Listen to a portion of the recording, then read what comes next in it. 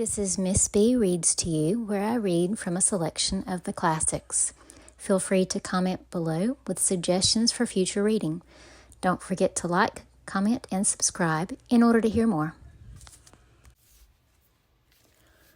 Volume 3, Chapter 7.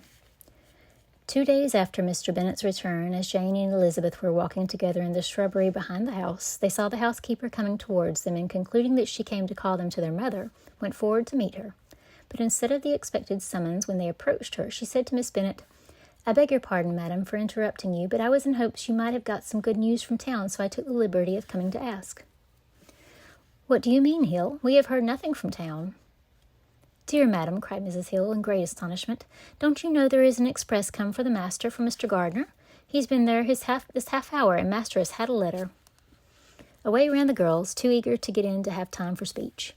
They ran through the vestibule into the breakfast room, from thence to the library. Their father was in neither, and they were on the point of seeking him upstairs with their mother when they were met by the butler, who said, "If you're looking for my master, ma'am, he is walking towards the little copse." Upon this information, they instantly passed through the hall once more and ran across the lawn after their father, who was deliberately pursuing his way towards a small wood on one side of the paddock. Jane, who was not so light nor so much in the habit of running as Elizabeth, soon lagged behind, while her sister, panting for breath, came up with him and eagerly cried out, "Oh, papa, what news? What news? Have you heard from my uncle?" "Yes, I have had a letter from him by express." "Well, and what news does it bring, good or bad?" "What is there of good to be expected?" said he, taking the letter from his pocket. "But perhaps you would like to read it." Elizabeth impatiently caught it from his hand. Jane now came up. "Read it aloud," said their father, "for I hardly know myself what it is about." Gracechurch Street, Monday, August 2nd. "My dear brother, at last I am able to send you some tidings of my niece, and such as, upon the whole, I hope will give you satisfaction. Soon after you left me on Saturday, I was fortunate enough to find out in what part of London they were. The particulars I reserve till we meet. It is enough to know they are discovered. I have seen them both." "Then it is as I always hoped," cried Jane. "They are married." Elizabeth ran on. "I have seen them both. They are not married, nor can I find there is any intention of being so. But if you are willing to perform the engagements which I have ventured to make on your side, I hope it will not be long before they are. All that is required of you is to assure to your daughter by settlement her equal share of the £5,000 secured among your children after the decease of yourself and my sister, and moreover to enter into an engagement of allowing her, during your life, £100 per annum. These are conditions which, considering everything, I had no hesitation in complying with as far as I thought myself privileged for you. I shall send this by express, that no time may be lost in bringing me your answer. You will easily comprehend from these particulars that Mr. Wickham's circumstances are not so hopeless as they are generally believed to be. The world has been deceived in that respect, and I am happy to say there will be some little money, even when all his debts are discharged, to settle on my niece, in addition to her own fortune. If, as I conclude will be the case, you send me full powers to act in your name throughout the whole of this business, I will immediately give directions to Haggerston for preparing a proper settlement. There will not be the smallest occasion for your coming to town again, therefore stay quietly at Longbourn and depend on my diligence and care. Send back your answer as soon as you can, and be careful to write explicitly. We have judged it best that my niece should be married from this house, of which I hope you will approve. She comes to us today. I shall write again as soon as anything more is determined. Yours, etc., Edward Gardner. "Is it possible?" cried Elizabeth when she'd finished. "Can it be possible that he will marry her?" "Wickham is not so undeserving, then, as we thought him," said her sister. "My dear father, I congratulate you." "And have you answered the letter?" cried Elizabeth. "No, but it must be done soon." Most earnestly did she then entreat him to lose no more time before he wrote. "Oh, my dear father," she cried, "come back and write immediately. Consider how important every moment is in such a case." "Let me write for you," said Jane, "if you dislike the trouble yourself." "I dislike it very much," he replied, "but it must be done." And so saying, he turned back with them and walked towards the house. "And may I ask," said Elizabeth, "but the terms, I suppose, must be complied with." "Complied with? I am only ashamed of his asking so little." "And they must marry, yet he is such a man."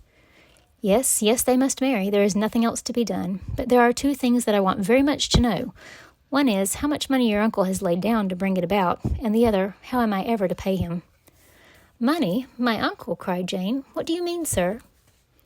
I mean that no man in his senses would marry Lydia on so slight a temptation as 100 a year during my life and 50 after I am gone." "That is very true," said Elizabeth, "though it had not occurred to me before. His debts to be discharged and something still to remain. Oh, it must be my uncle's doings. Generous, good man. I'm afraid he has distressed himself. A small sum could not do all this." "No," said her father. "Wickham's a fool if he takes her with a farthing less than £10,000. I should be sorry to think so ill of him in the very beginning of our relationship." £10,000? Heaven forbid! How is half such a sum to be repaid? Mr. Bennet made no answer, and each of them, deep in thought, continued silent till they reached the house. Their father then went to the library to write, and the girls walked into the breakfast room. "And they are really to be married," cried Elizabeth, as soon as they were by themselves. "How strange this is! And for this we are to be thankful. That they should marry, small as is their chance of happiness, and wretched as is his character, we are forced to rejoice. Oh, Lydia!" "I comfort myself with thinking," replied Jane, "that he certainly would not marry Lydia if he did not have a real regard for her. Though our kind uncle has done something towards clearing him, I cannot believe that £10,000 or anything like it has been advanced. He has children of his own and may have more. How could he spare half £10,000?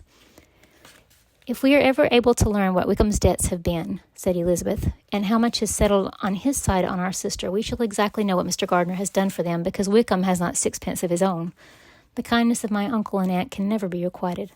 Their taking her home and affording her their personal protection and countenance is such a sacrifice to her advantage, as years of gratitude cannot enough acknowledge. By this time she is actually with them. If such goodness does not make her miserable now, she will never deserve to be happy. What a meeting for her when she first sees my aunt." "We must endeavour to forget all that has passed on either side," said Jane. "I hope and trust they will yet be happy. His consenting to marry her is proof, I will believe, that he has come to a right way of thinking.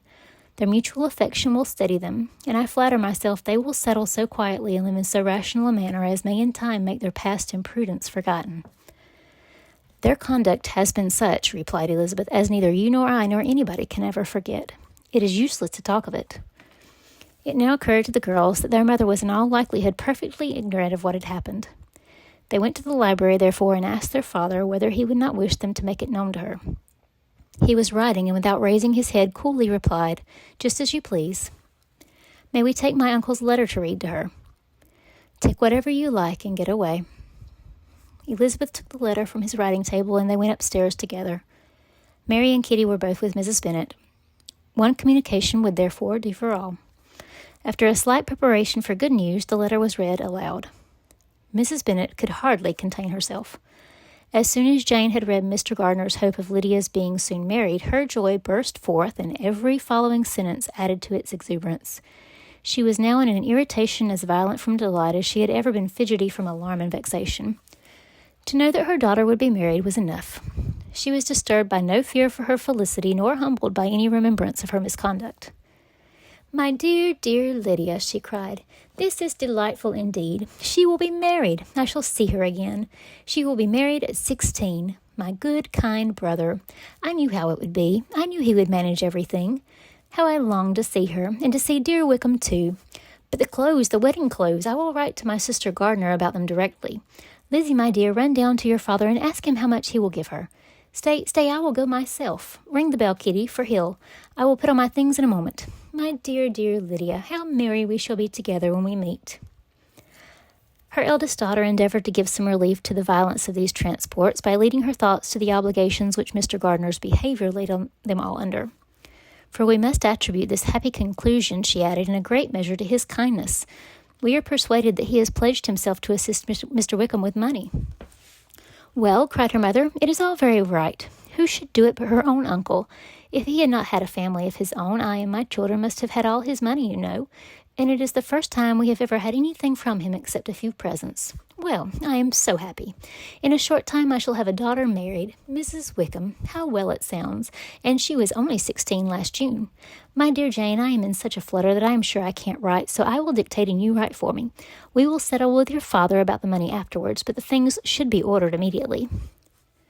She was then proceeding to all the particulars of calico, muslin, and cambric, and would shortly have dictated some very plentiful orders had not Jane, though with some difficulty, persuaded her to wait till her father was at leisure to be consulted.